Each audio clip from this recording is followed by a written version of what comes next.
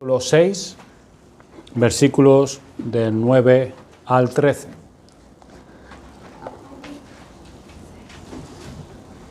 Hoy vamos a estar considerando la segunda petición del Padre Nuestro. Venga a nosotros tu reino. Mateo capítulo 6, versículos del 9 al 13. Dice así el pasaje. Vosotros, pues, oraréis así: Padre nuestro que estás en los cielos, santificado sea tu nombre. Venga tu reino. Hágase tu voluntad como en el cielo, así también en la tierra. El pan nuestro de cada día, dánoslo hoy, y perdónanos nuestras deudas, como también nosotros perdonamos a nuestros deudores. Y no nos metas en tentación, mas líbranos del mal, porque tuyo es el reino, y el poder, y la gloria, por todos los siglos. Amén. Cuando nuestro Señor Jesucristo enseñó a sus discípulos a orar, en Lucas 11, capítulo 1, ellos vieron orar a Jesús y ellos dijeron: Señor, enséñanos a orar. Y buena cosa es para nosotros también aprender a orar como el Señor quiere. El Señor siguió aquí en Mateo capítulo 6 un orden lógico de las peticiones. Se siguen la una a la otra con una especie de necesidad inevitable. Comenzamos pidiendo que el nombre de Dios sea santificado entre los hombres, pero en el momento que decimos esta oración, santificado sea tu nombre, recordamos el hecho de que su nombre no es santificado así. El nombre de Dios no es santificado. Nuestro deseo como pueblo cristiano es que el nombre de Dios sea santificado, esto es, sea honrado, sea alabado, sea adorado por todos los hombres. Pero caemos en la cuenta de que existe una oposición a ello. De inmediato surge la pregunta: ¿por qué no se inclinan todos los hombres ante el sagrado nombre?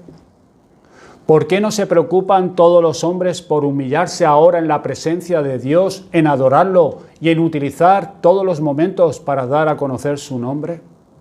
Pues la respuesta es, hermanos y amigos, desde luego que se debe al pecado, a que hay otro reino, el reino de Satanás, el reino de las tinieblas. Hay alguien, como nos dice Pablo en 2 Corintios 4:4, que es el Dios de este mundo. Hay un reino de oscuridad, un reino del mal, que se opone a Dios, a su gloria y a su honor. Pero Dios se ha complacido benignamente en revelar desde los comienzos mismos de la historia que Él reina en todo el universo, en que todo el género humano y todas las cosas están bajo su dominio, incluyendo Satanás. Y si bien el diablo ha entrado en este mundo y lo ha conquistado de momento, Dios volverá a prevalecer y convertirá este mundo y todos sus reinos en su reino glorioso. Vamos a ver, porque si tenemos que orar, venga a nosotros tu reino, tenemos que saber también la definición del reino de Dios. ¿Cómo hemos de definir el reino de Dios? Pues hermanos, esto no es fácil.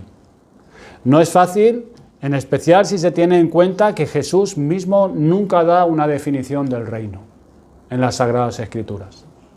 Tampoco encontramos una definición tal en los escritos apostólicos.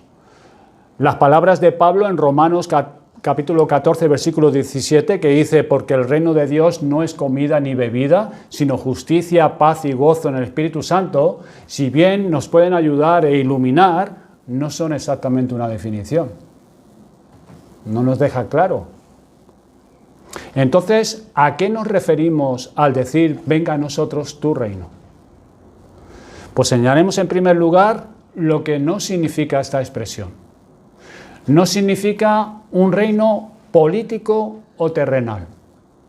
Ciertamente los discípulos deseaban el reinado terrenal de Cristo. En Hechos capítulo 1, versículo 6, en la ascensión de Cristo, cuando ya se está despidiendo de sus discípulos, ellos le preguntan: ¿restaurarás el reino de Israel en este tiempo? Ellos se referían al reino político, un reino terrenal. Sin embargo, Jesús luego en el Evangelio de Juan, capítulo 18, 36, En el interrogatorio de Pilato, dice que su reino no era de este mundo. De modo que cuando enseñó a sus apóstoles a orar diciendo, venga a nosotros tu reino, no se refería a ningún reino terrenal para gobernar aquí con pompa y esplendor material. Tampoco significa el reino providencial de Dios. En Salmo 103, 19 dice que su reino domina sobre todos. Esto es, el reinado de su providencia. No es por este reino que oramos cuando decimos, venga a nosotros tu reino. No es el reinado providencial de Dios, puesto que ese reino ya está aquí. Dios ejerce su reinado providencial en este mundo, como nos dice el Salmo 75, versículo 7, que dice que a este humilla y a aquel enaltece. Hablando de los dirigentes, de los gobernantes. Ese es su reinado providencial. No sucede nada en el mundo sin la intervención de Dios. Él hace girar cada rueda, humilla al soberbio y levanta al pobre del polvo, para hacerlo sentarse con príncipes. El reinado de Dios, por lo tanto, hermanos, debe ser entendido como el reinado de Dios que se muestra dinámicamente activo en la historia humana a través de Jesucristo y cuyo propósito incluye la redención del pueblo de Dios, del pecado y de los poderes demoníacos, y el establecimiento final de los nuevos cielos y la nueva tierra.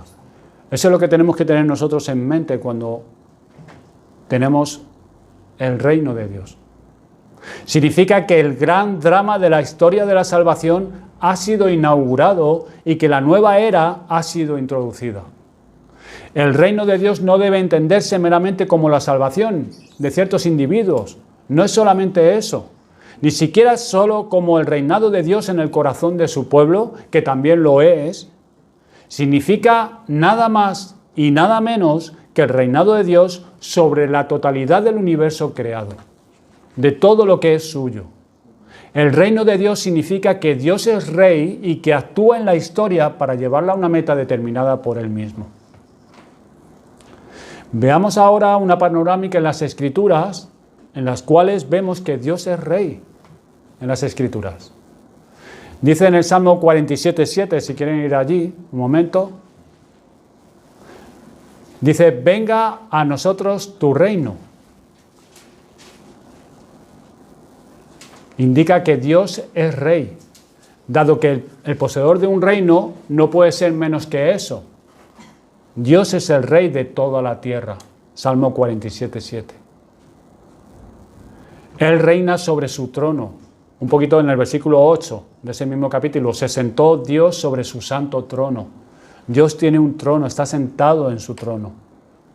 No es algo literal, pero lo que nos manifiesta que Dios es rey.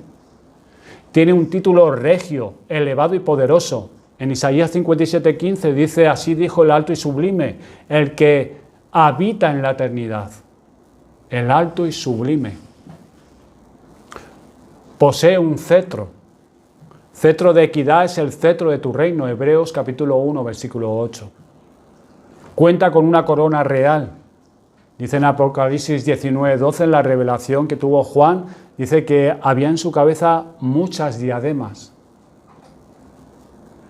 Dios tiene poder para legislar y absolver. Así que el Señor es rey, no solo por eso, sino que es un gran rey. Salmo 95, versículo 3, rey grande sobre todos los dioses. Es grande en sí mismo y de por sí, a diferencia de otros reyes que lo son porque sus súbditos los hacen grandes. El hecho de que Dios sea un rey grande queda de manifiesto de inmediato por la inmensidad de su ser. En Jeremías capítulo 23, versículo 24, dice el Señor, ¿no lleno yo, dice Jehová, el cielo y la tierra? Él no se haya confinado en ningún lugar, aunque tampoco hay lugar alguno donde no esté. Como nos dice en Primera Reyes, capítulo 8, versículo 27, es tan inmensamente grande que los cielos de los cielos no lo pueden contener. Su grandeza se manifiesta en los efectos de su poder.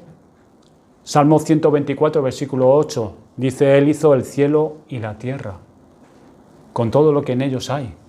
Antes estaba conversando con Javi, hablando de la escuela dominical, lo que compartió Rodrigo. ¿Sabes que hay millones de soles como el nuestro? Millones. Y millones de galaxias como la nuestra, como la Vía Láctea. Es infinito. Bueno, aunque dicen ahora muchos que dicen que sí, que el cielo es finito también. Pero bueno, ¿pero es tan vasto el universo? Pues Dios hizo los cielos y la tierra y todo lo que en ellos hay. Eso nos debe llevar a asombrarnos de Dios. Y solamente hay vida en este planeta. Solamente. Y nos preguntamos, ¿por qué Dios hizo todo lo demás? Es una manifestación de su poder, de su grandeza, de su sabiduría. Porque Él quiso. No tiene que darle cuentas a nadie. Su aliento es capaz de reducirnos a polvo. Le basta una sola palabra para desmadejar el mundo. En Salmo 115:3 dice que Él es Señor de todo y hace lo que quiere. No tiene que pedirle cuenta a nadie. No tiene que rendir cuentas, como nosotros tenemos superiores y tenemos que rendir cuenta a nuestros superiores, a nuestras esposas, a sus padres, a nuestro jefe. Dios es un Rey glorioso. Salmo 24:10. Los ángeles dicen, ¿quién es este Rey de gloria? Jehová de los ejércitos, Él es el Rey de gloria. Nuestro Dios tiene una gloria interior. Salmo 93, versículo 1. Jehová reina, se vistió de magnificencia. Otros reyes tienen una regia y suntuosa vestimenta. ¿Y sabe por qué? Para hacerles parecer gloriosos ante quienes le observan. No quizás los reyes de hoy en día, pero los del pasado sí. Vestidos con gran magnificencia, con vestidos reales. Pero toda su magnificencia es prestada. Dios, en cambio, está vestido de su propia magnificencia y en lugar de ropajes reales posee una esencia gloriosa en sí mismo. Los reyes cuentan con una guardia personal para custodiarles, puesto que son incapaces de poder defenderse a sí mismos y necesitan una guardia.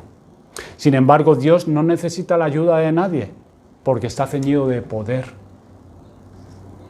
Su propia vida es su salvaguarda.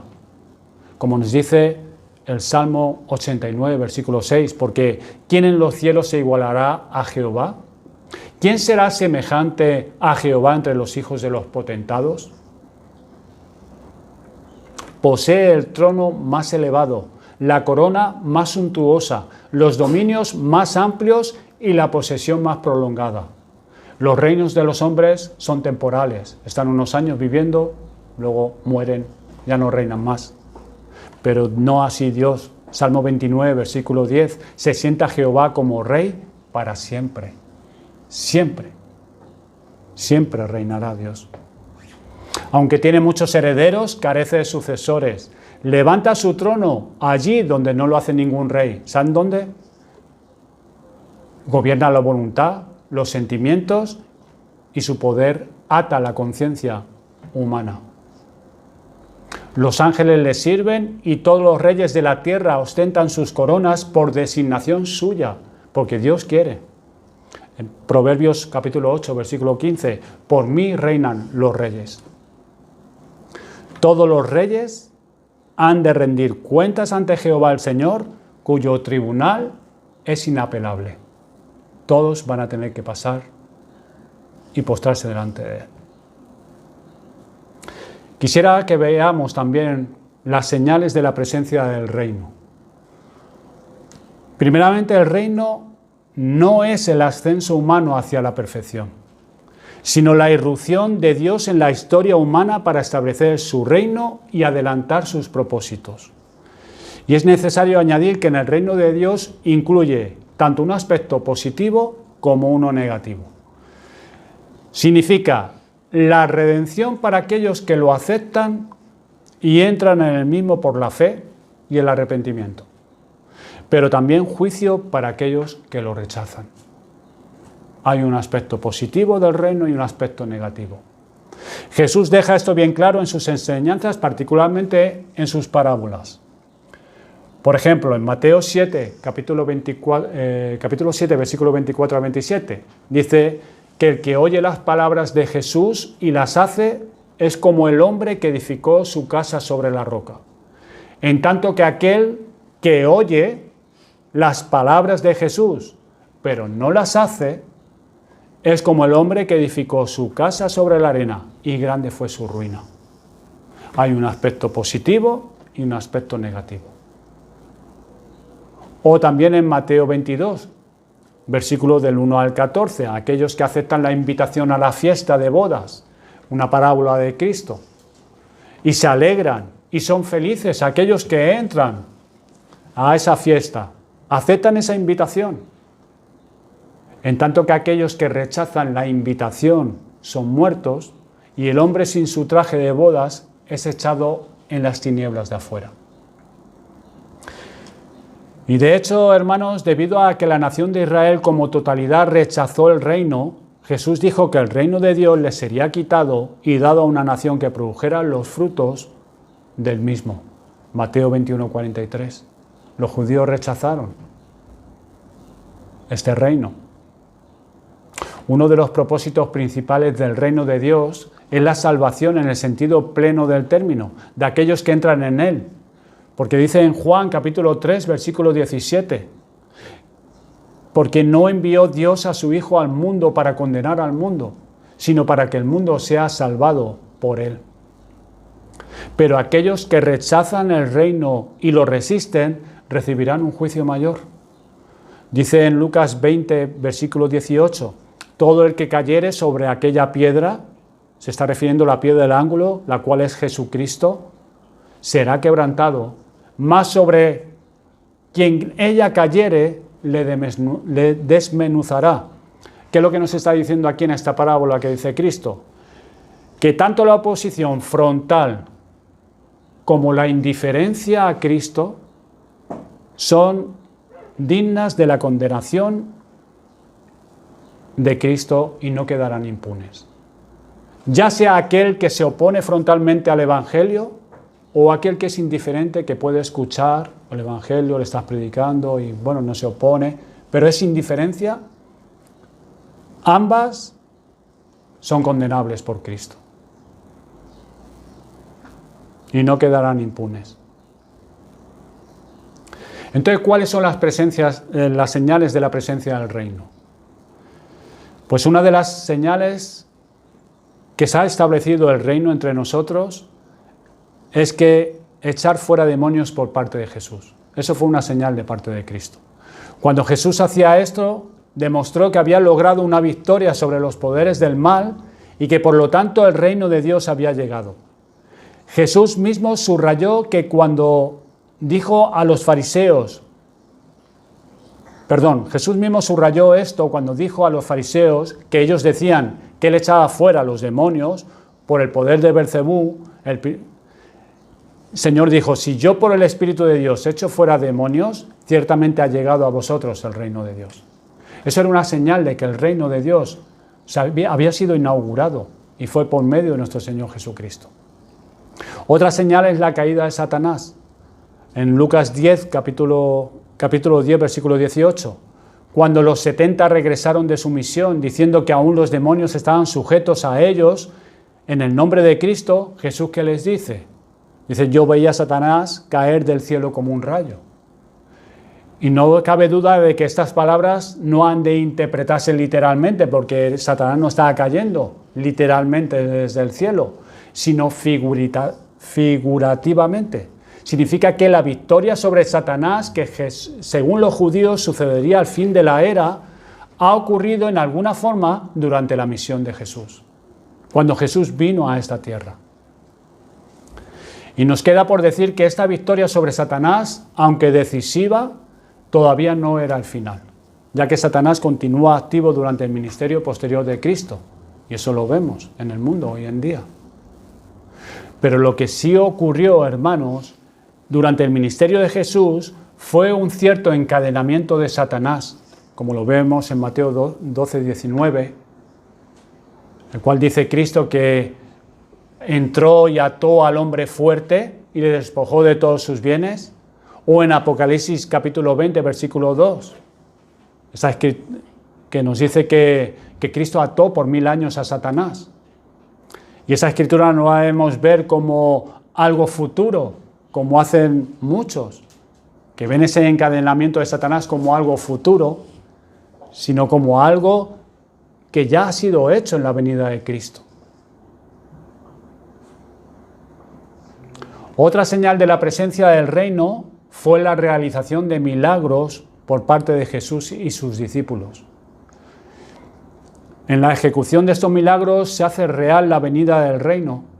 Jesús mismo indicó esto en su respuesta a Juan el Bautista, en el cual dio las siguientes instrucciones a los discípulos de Juan. ¿Se acuerda cuando es encarcelado Juan y él manda a sus discípulos a preguntarle a Jesús si verdaderamente él era el que estaban esperando?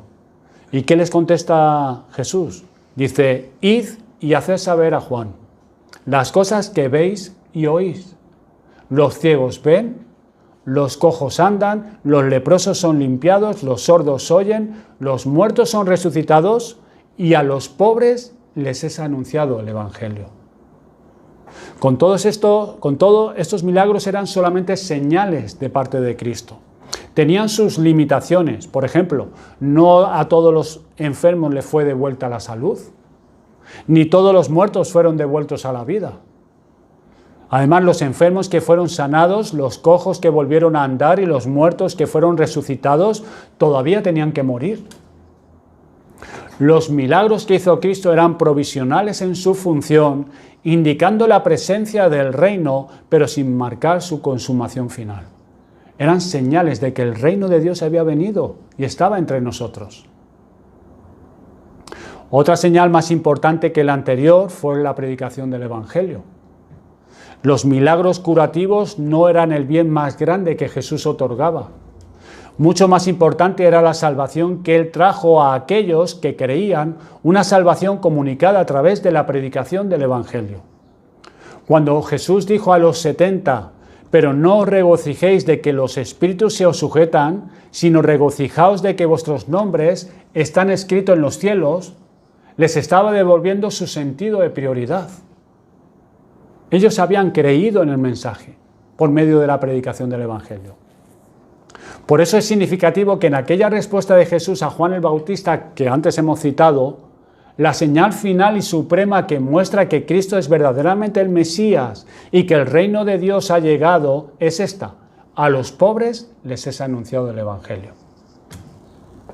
Esa es la señal más importante, de que el reino se ha establecido entre nosotros. Otra señal también de que el reino se inauguró con Cristo es la dádiva del perdón de los pecados.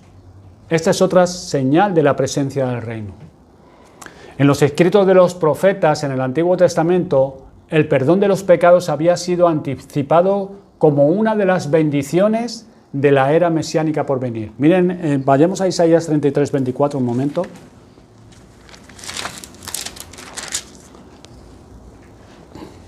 Isaías 33, 24 dice: no dirá el morador, estoy enfermo. Al pueblo que more en ella les será perdonada la iniquidad. Esto era una escritura mesiánica, de que cuando viniera el Mesías, los pecados se iban a perdonar. Miren Jeremías 31, 34. Eso es dentro del pacto de gracia, la promesa. Y no enseñará más ninguno a su prójimo, ni ninguno a su hermano, diciendo: conoce a Jehová, porque todos me conocerán, desde el más pequeño de ellos hasta el más grande, dice Jehová, porque perdonaré la maldad de ellos y no me acordaré más de su pecado. O en Miqueas, capítulo 7, versículos 18 al 20, si no lo encuentras yo se lo leo, ya lo tengo aquí. ¿Qué Dios como tú, que perdona la maldad y olvida el pecado del remanente de su heredad, no retuvo para siempre su enojo, porque se deleita en misericordia? Él volverá a tener misericordia de nosotros, sepultará nuestras iniquidades y echará en lo profundo del mar todos nuestros pecados. cumplirás la verdad a Jacob y a Abraham la misericordia que juraste a nuestros padres desde tiempos antiguos. Cuando Jesús vino, Él no solamente predicó sobre el perdón de los pecados, sino que los otorgó. Miren en Marcos capítulo 2, versículo 10, la curación del paralítico, después de que Jesús perdonara sus pecados, fue la prueba de que el Hijo del Hombre tiene potestad en la tierra para perdonar pecados. Y el hecho de que los escribas acusaran a Jesús de blasfemia en esta ocasión, visto que según ellos solo Dios puede perdonar pecados, como ellos dijeron, blasfemias dice este, porque solo Dios puede perdonar los pecados, indicaba que ellos no se daban cuenta de que el reino de Dios estaba verdaderamente presente entre ellos.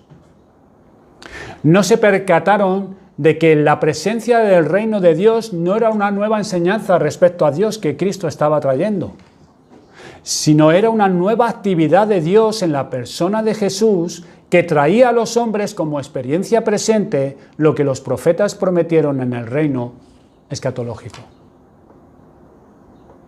Era una nueva actividad de Dios en el cumplimiento, en la persona de Cristo y su misión. Y los fariseos pensaban que Cristo estaba trayendo una nueva enseñanza acerca de Dios. Al hablar de las señales de la presencia del reino es importante recordar también, hermanos, que tengamos esto claro, que la venida del reino no significó un fin al conflicto entre el bien y el mal. Seguirá habiendo conflicto entre el reino de Dios y el reino del mal a lo largo de toda la historia. Y en este conflicto el pueblo de Dios será llamado a sufrir. La verdad es que la antítesis entre los dos reinos es aún intensificada por la venida de Cristo. En Mateo 10:34 no dijo Jesús, hermanos, no penséis que he venido a traer paz a la tierra, no he venido para traer paz, sino espada. Siempre va a haber conflicto. Siempre. Hasta el final de la historia. La pregunta que nos podemos hacer, considerando dicho reino, es si el reino de Dios en la enseñanza de Jesús y de los apóstoles era considerado como una realidad presente o futura, o ambas, porque esto lo tenemos que tener claro a la hora de orar. Y esta pregunta ha sido tema de gran debate. Se recordará que algunos estudiosos ven el reino como algo exclusivamente futuro, como algo que ha de manifestarse. Incluso hay muchos de los que profesan la fe en el Evangelio que piensan que el que tiene todo el dominio del reino es el diablo. Otros lo ven como exclusivamente presente, pero no algo futuro. Y aún otros lo consideran tanto presente como futuro. El reino de Dios. Y hermanos, solo haremos justicia plena a todos los datos bíblicos cuando veamos al reino de Dios como algo a la vez presente como futuro que ha de manifestarse. Y Jesús enseñó claramente que el reino de Dios ya estaba presente en su ministerio. En Mateo 12:28 ya ha sido citado, pero lo vuelvo a decir, pero si yo por el Espíritu de Dios echo fuera a los demonios, ciertamente ha llegado a vosotros el reino de Dios. Es algo presente. Y el verbo griego utilizado aquí, eptasen, significa ha llegado o ha venido. No que vendrá, sino algo que ya está, que ha venido en la persona de Cristo. Lo que se quiere decir es que el hecho de que Jesús eche fuera a los demonios es prueba de que el reino de Dios ha llegado, puesto que uno no puede saquear los bienes del hombre fuerte a menos que haya primeramente sujetado a dicho hombre. Y este hombre fuerte es el diablo. Y él fue sujetado por Cristo. Y el hecho de que muchos de nosotros estamos aquí sentados, libertados por el poder de Cristo. Otro pasaje que claramente enseña la presencia del reino en el tiempo de Jesús es Lucas 17, versículos 20 al 21. Los fariseos acaban de preguntarle a Jesús cuándo llegaría el reino de Dios, queriendo dar a entender una dramática demostración del gran poder de Dios que aplastaría a los romanos y establecería el reino de Dios sobre el mundo de un modo exteriormente visible a todos. Eso es lo que estaban esperando los fariseos. Por eso le preguntan a Cristo, ¿cuándo llegaría el reino de Dios? Y Jesús les respondió de esta manera, el reino de Dios no vendrá con advertencia, ni dirán, helo aquí o helo allí, porque he aquí el reino de Dios está entre vosotros, les dijo Jesús a los fariseos. El reino de Dios está entre vosotros. Y estas palabras no deben ser forzadas para hacerlas indicar que no hay señales en los tiempos, ni señales de la segunda venida de Cristo, porque sabemos que habrá unas señales antes de que Cristo venga. Ya que Jesús mismo habla de dichas señales en otras ocasiones. Sabemos que antes de que Cristo venga, pues será intensificada la persecución a la iglesia. También será intensificada la apostasía. La apostasía ya existía, ya los apóstoles escribieron acerca de ello, pero será de una manera muy intensificada. Y también la manifestación del hombre del pecado. Es el líder que se levantará, que hará señales y milagros, que querrá incluso engañar a la propia iglesia. Y muchos le seguirán. Esas son las señales antes de la venida de Cristo. Pero lo que Cristo está diciendo es que a los fariseos, en vez de andar buscando señales externas y espectaculares de la presencia de un reino principalmente político como era el que esperaban ellos, que subyugara el poder romano y los echara fuera de Palestina, los fariseos deberían darse cuenta de que el reino de Dios ya está en medio de ellos, en la presencia de Cristo mismo, y que la fe en Él es necesaria para el ingreso a dicho reino. La fe y el arrepentimiento. Es la manera de poder acceder a este reino. No se accede de otra manera, sino es a través de la fe y el arrepentimiento. Con todo, Jesús también enseñó que había un sentido en que el reino de Dios era todavía algo futuro. Es algo presente, pero también es algo futuro. Por eso nosotros oramos, venga a nosotros tu reino. En primer lugar, podemos considerar algunas afirmaciones al respecto. Por ejemplo, el pasaje del Sermón del Monte describe la entrada al reino como algo todavía futuro y lo relaciona con un futuro día del juicio. Dice así, no todo el que me dice Señor, Señor, entrará en el reino de los cielos, sino el que hace la voluntad de mi Padre que está en los cielos. Muchos me dirán en aquel día, Señor, Señor, ¿no profetizamos en tu nombre? Y en tu nombre echamos fuera demonios y en tu nombre hicimos muchos milagros. Y entonces les declararé, nunca os conocí, apartaos de mí, hacedores de maldad.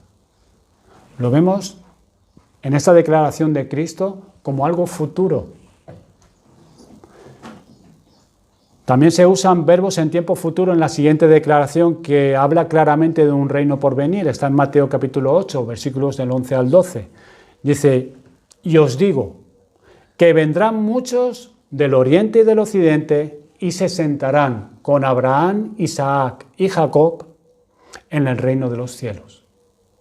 Mas los hijos del reino, esto es los judíos, que les había sido dado pues el conocimiento de las cosas de Dios, pero lo habían rechazado, serán echados a las tinieblas de afuera. Allí será el lloro y el crujir de dientes. Lo vemos como algo futuro también, algo que todavía no se ha cumplido, que se va a cumplir. Y hay muchos ejemplos más, pero bueno, tampoco quiero profundizar más en este tema. Lo vemos claramente. Podemos decir que el reino de Dios es una realidad a la vez presente y futura. Y el reino de Dios es el reinado redentor de Dios, que es dinámicamente activo para establecer su gobierno entre los hombres y que este reino que aparecerá en un hecho apocalíptico al fin de esta era, ya ha entrado a la historia humana en la persona y misión de Jesús para derrotar el mal, librar a los hombres de su poder e introducirlos a las bendiciones del reinado de Dios. Y el reinado de Dios comprende dos grandes movimientos: cumplimiento dentro de la historia y consumación al fin de la historia. La semana que viene, si Dios lo permite, podremos ver también el reino de Dios. Es un reino de gloria, un reino de gracia y un reino de gloria. No se puede acceder al reino de gloria si no se accede primero al reino de gracia. Pues eso lo veremos la semana que viene. Hermanos, el que es creyente en Jesucristo, por lo tanto, está en el reino de Dios en el presente momento, disfrutando de sus bendiciones y compartiendo sus responsabilidades. Al mismo tiempo, el creyente se da cuenta de que el reino está presente ahora en un estado que es solamente provisional e incompleto, y por ello anticipa su consumación al final de los tiempos. Es por eso que oramos: Señor, venga tu reino, el reino de gloria, la manifestación gloriosa de nuestro Señor Jesucristo, los cielos nuevos y la tierra nueva. Es solo en base al hecho de que el reino es a la vez presente y futuro que podemos decir que el reino está ahora oculto para todos, excepto para quienes tienen fe en Cristo. Pero algún día será totalmente revelado, de modo tal que aún sus enemigos se verán obligados finalmente a reconocer su presencia y doblegarse ante su dominio. Va a ser algo que lo va a ver todo el mundo. Todo el mundo. Ese es el sentido de la parábola de la levadura que encontramos en Lucas capítulo 13, versículos 20 al 21. Ayer le preguntaba yo a mi mujer, porque yo nunca he hecho pan, y yo le preguntaba: ¿es esto verdad así? Que tú cuando tienes la harina y metes la levadura parece como que no pasa nada. Tú has introducido la levadura en la harina, al momento no pasa nada, sigue igual, la masa está ahí. Por eso cuando se pone la levadura en la harina hay un tiempo en que parece que nada sucede, pero eventualmente toda la masa es leudada. De modo similar, hermanos, el reino de Dios está oculto ahora, haciendo sentir su influencia de un modo silencioso pero penetrante. Parece que nada pasa. Parece incluso que el mal es como que prevalece más. Pero no es así.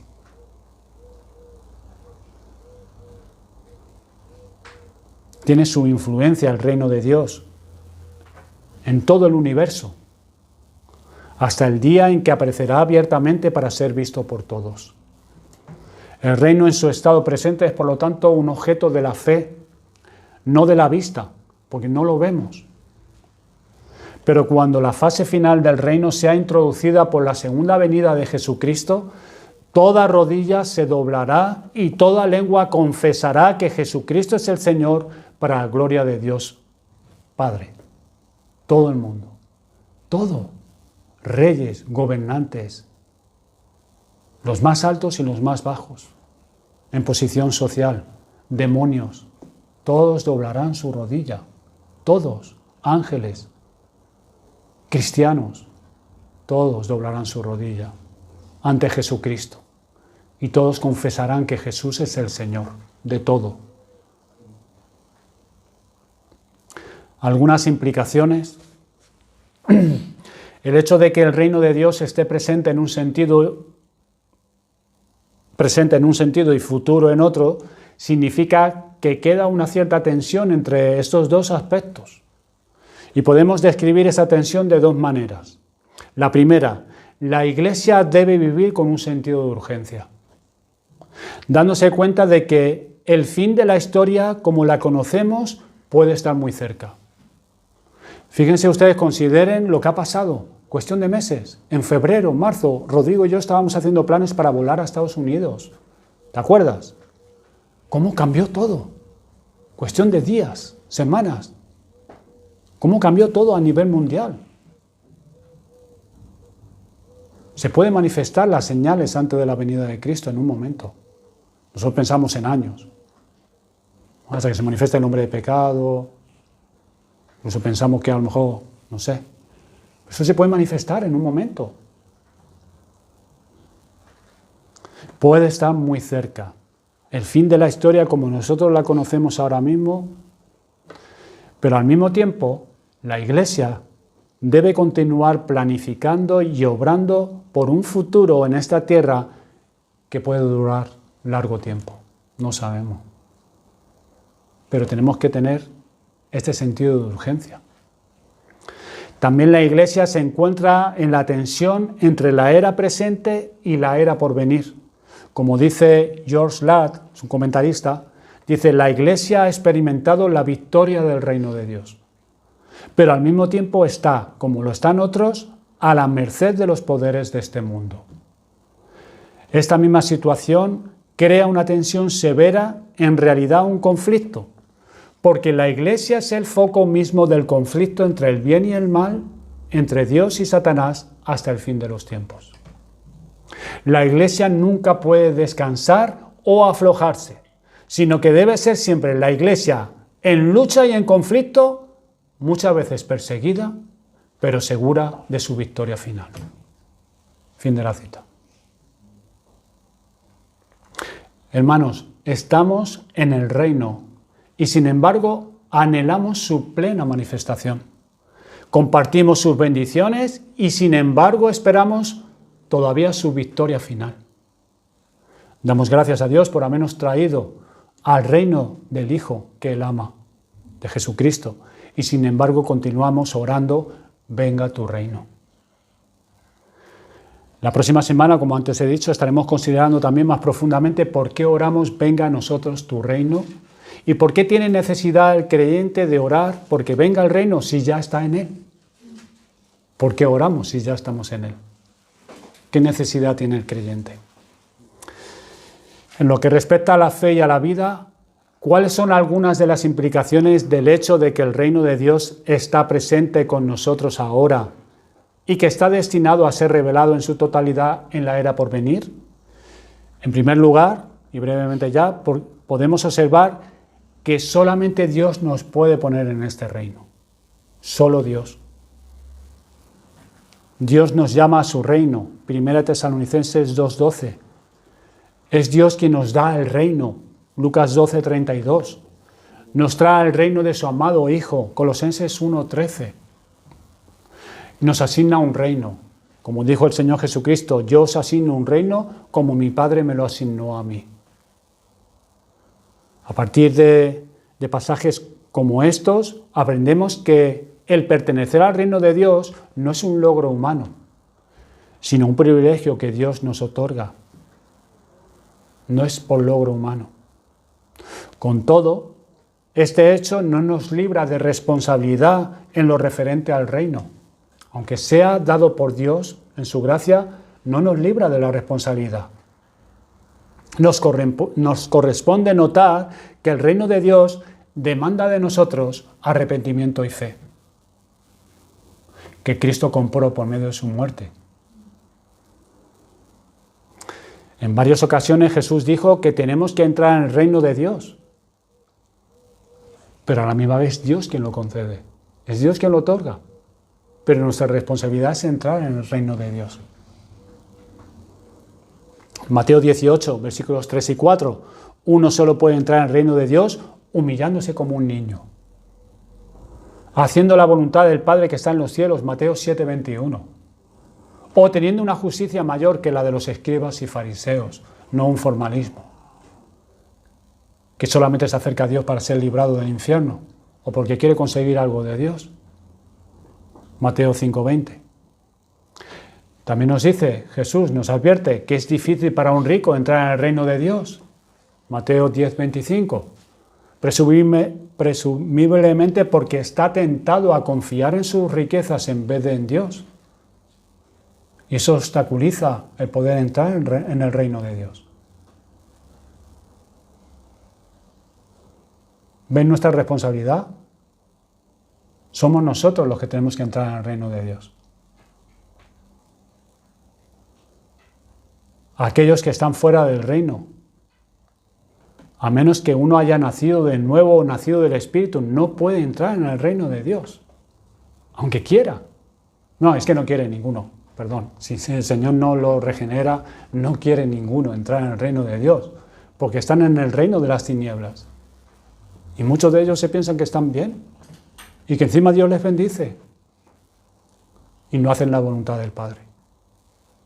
Ninguno quiere entrar en el reino si no hay una obra poderosa del Espíritu a través de la palabra de Dios. Solamente Dios puede hacernos nacer de nuevo. Sin embargo, el punto que el mensaje del Evangelio pesa sobre el oyente es en el llamado a creer. Juan 3:16, porque de tal manera amó Dios al mundo que ha dado a su Hijo unigénito, para que todo aquel que en Él cree no se pierda, mas tenga vida eterna. Dios ha provisto a Cristo para que puedan entrar en el reino de Dios. Solamente necesitan a Cristo para entrar en dicho reino. Otra implicación, hermanos, es que el reino de Dios demanda de nosotros un compromiso total. Un compromiso total. Debemos, según dijo Jesús, buscar primeramente el reino de Dios y su justicia, en la confianza de que si lo hacemos, nos serán dadas todas las otras cosas que necesitamos. Debemos, como si fuera, vender todo lo que tenemos para obtener el reino. Para permanecer en el reino de Dios, debemos estar dispuestos a arrancarnos un ojo o cortarnos la mano que nos pueda hacer caer de dicho reino. Debemos estar dispuestos a aborrecer, nos advierte Jesús, si fuera necesario, a padre, a madre, hermano, hermana y aún nuestra propia vida por el reino. Y fíjense cómo trata Jesús. Es como una secuencia. Debemos, como si fuera, vender todo lo que tenemos, cosas materiales. Debemos incluso estar dispuestos a arrancarnos un ojo y cortarnos la mano. Sabemos que no es literal, pero lo aclaro por si hay alguno que quiera hacerlo. Nos muestra nuestros deseos carnales, todo aquello que nos pueda obstaculizar para poder permanecer en el reino, o las personas, padre, madre, hermano, hermana, aún nuestra propia vida. Fíjense si es importante, que nos lo advierte el Señor Jesucristo. Debemos estar prestos a renunciar a todo lo que tenemos para ser discípulos de Jesús. O sea, no es que lo hagas, porque incluso a lo mejor hay gente que lo ha hecho en su ignorancia y ni siquiera eran creyentes. Pero el Señor dice que aún debemos estar prestos a ello, nuestra disposición, nuestra voluntad tiene que estar presta a eso si el Señor nos lo pidiera, para bien nuestro. En otras palabras, nadie debe buscar entrar en el reino a menos que haya calculado el costo. Lo que está resumiendo, si es necesario, estar dispuesto a despojarnos de todo lo que nos puede dificultar nuestra entrada al reino de nuestro Padre y permanecer en él. Estar dispuesto a todo eso. Y por último, el reino de Dios implica una redención cósmica. El reino de Dios, como hemos visto, hermanos, no trata simplemente de la salvación de ciertos individuos, ni siquiera de la salvación de un grupo de escogidos. No solamente trata de eso. Trata nada menos que la renovación completa de todo el cosmos, culminando en el nuevo cielo y en la nueva tierra. Por eso la tierra gime la manifestación de los hijos de Dios, que será cuando venga Cristo. Tiene que ver con eso. El venga a nosotros tu reino. Con todo el cosmos. Ser ciudadano del reino significa que debemos ver la totalidad de la vida y de la realidad a la luz de la meta de la redención del cosmos. Esto quiere decir, como dijera una vez Abraham Kuyper, es un comentarista que citó una vez Paul Washer, que no hay ni un centímetro del universo respecto al cual Cristo no diga, es mío, es mío, es mío, esto es mío, porque todo es de Él. Eso implica una filosofía cristiana de la historia. Toda la historia debe ser vista como el desarrollo del eterno propósito de Dios. Esta visión del reino también incluye una visión cristiana de nuestras vocaciones. Todas las vocaciones provienen de Dios y todo lo que hacemos en la vida diaria debe ser hecho para la alabanza de Dios, trátese del estudio, trátese de la enseñanza, de la predicación, del comercio, de la industria o las tareas del hogar. Todo tiene que ser hecho bajo esta visión de la gloria de Dios. Dejo una cita ya para terminar de un escritor llamado George Herbert. Dice, enséñame, mi Dios y mi Rey, en todas las cosas a verte a ti y a todo lo que hago a hacerlo para ti. Esa debe ser nuestra visión en nuestra vida diaria. Vamos a terminar en oración.